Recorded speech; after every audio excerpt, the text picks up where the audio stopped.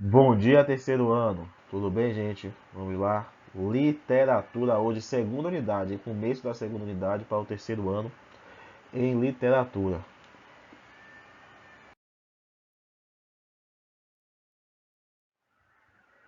Primeiramente, vamos dar uma olhada no conteúdo, nos conteúdos que estudaremos na nossa segunda unidade. Já deu para ver aí que vamos trabalhar bastante o romantismo. Romantismo em Portugal é o nosso primeiro assunto, o assunto de hoje. Teremos romantismo no Brasil, poesia, romantismo no Brasil, prosa e teatro, realismo em Portugal, realismo no Brasil, Machado de Assis, naturalismo no Brasil, parnasianismo no Brasil, a tríade parnasiana. Então, esses assuntos são assuntos do segundo ano. Então, são assuntos mais recentes, que vocês estudaram há pouco tempo, podemos dizer assim, que provavelmente estão mais frescos na mente de vocês. Então assim podemos dar uma pincelada.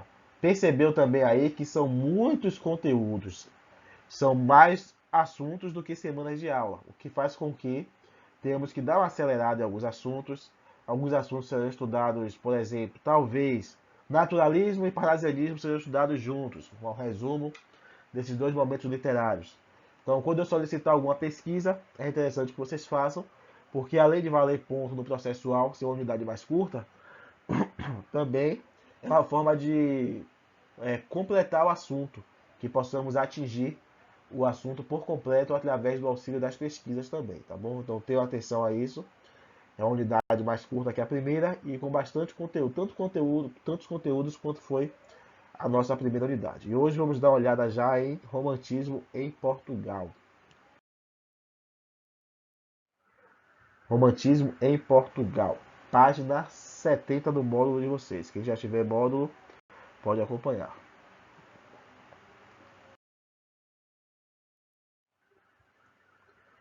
O romantismo é um movimento literário que ele é fruto de mudanças sociais, políticas e estéticas ocorridas nos países chamados de países centrais. Né? Aqui estamos falando principalmente da Inglaterra, da Alemanha e da França. Certo? Esses países passam por uma turbulência política, momentos como a Revolução Industrial, momento em que o racionalismo toma conta, o iluminismo, um momento de valorização do pensamento, de quebra de estéticas, de novidades no cenário literário, cultural e artístico. E assim surge o romantismo a partir dessa ideia, dessa efervescência cultural. Em Portugal, que é o nosso foco, o romantismo teve início em 1825, com a publicação Camões, já em uma referência a Luís Vaz de Camões, de Almeida Garrett. Esse momento do romantismo é o momento em que a burguesia está em ascensão. E a burguesia é, de fato, o público consumidor, leitor, das publicações do romantismo. Havia também uma forte influência inglesa no país, o que acontece principalmente na segunda geração do romantismo, em que temos a forte influência de Lord Byron. O romantismo no Brasil, assim como veremos também, o romantismo em Portugal, assim como veremos também no Brasil, ele é dividido em fases ou gerações. São três fases, né, em cada movimento desse, dentro de Portugal e dentro do Brasil. É o que estudaremos a partir de agora.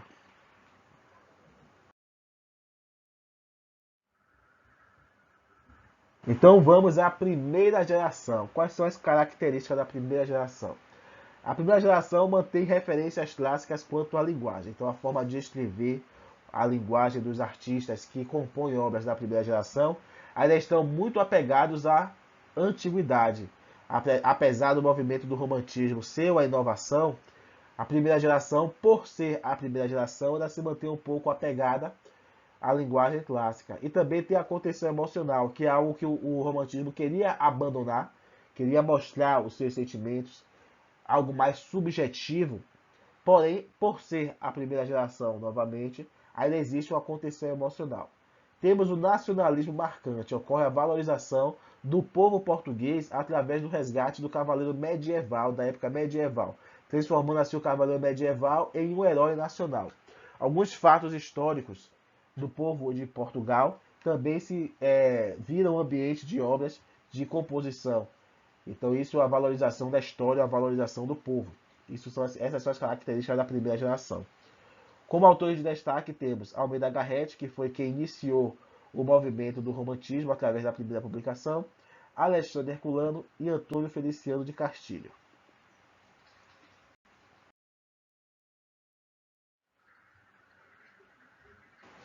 Assim chegamos à segunda geração do romantismo em Portugal, a geração que mergulha de fato nas características do romantismo. Aí nós temos o ultrarromantismo, essa geração é chamada de ultrarromântica. Por que isso? Porque é a geração que mais demonstra as características do romantismo, é aquela que realmente se aprofunda no romantismo. Aí temos o mal do século, a ideia do pessimismo, a depressão, a tristeza, o emocionalismo, aquele sentimentalismo exagerado, o escapismo, que é a fuga quando o problema é demais, as tensões são muitas, o autor busca fugir, escapar do problema, talvez escrevendo sobre a infância, talvez escrevendo sobre religião, de uma forma que ele foge dos problemas.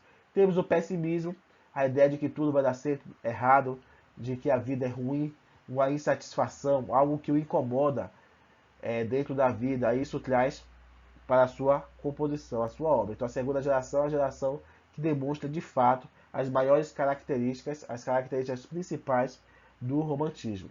Autores de destaque temos Camilo Castelo Branco e Augusto Soares de Passos.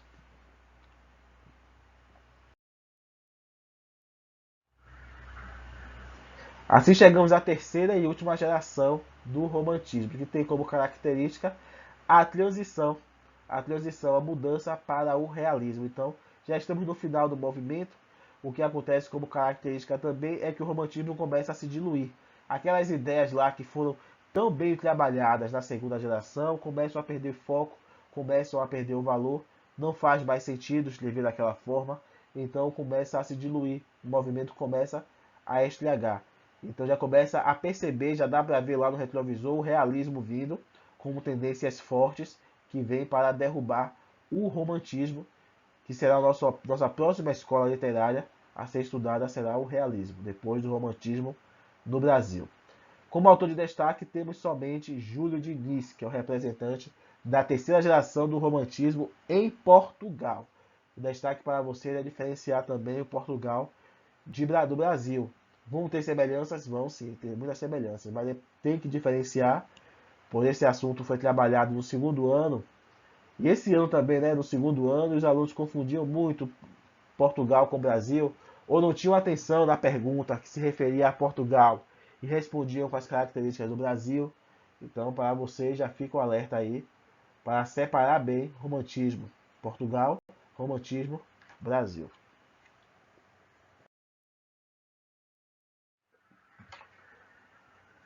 E para não ficar parado, além da atividade do site que é sobre romantismo, as gerações do romantismo, nós temos também a atividade para casa, páginas 74, 75 e 76, tá bom? Qualquer dúvida sobre esse conteúdo, acredito que ficaram nenhuma ou ficaram poucas dúvidas, porque é um assunto que estudamos recentemente. No segundo ano a gente estuda ele com mais folga, ver muito mais detalhes, mas no terceiro ano é uma revisão. Mas se tiver ficado qualquer dúvida, pode entrar em contato comigo, tá bom? Aguardo a atividade de vocês. Até amanhã com redação. Tchau, tchau.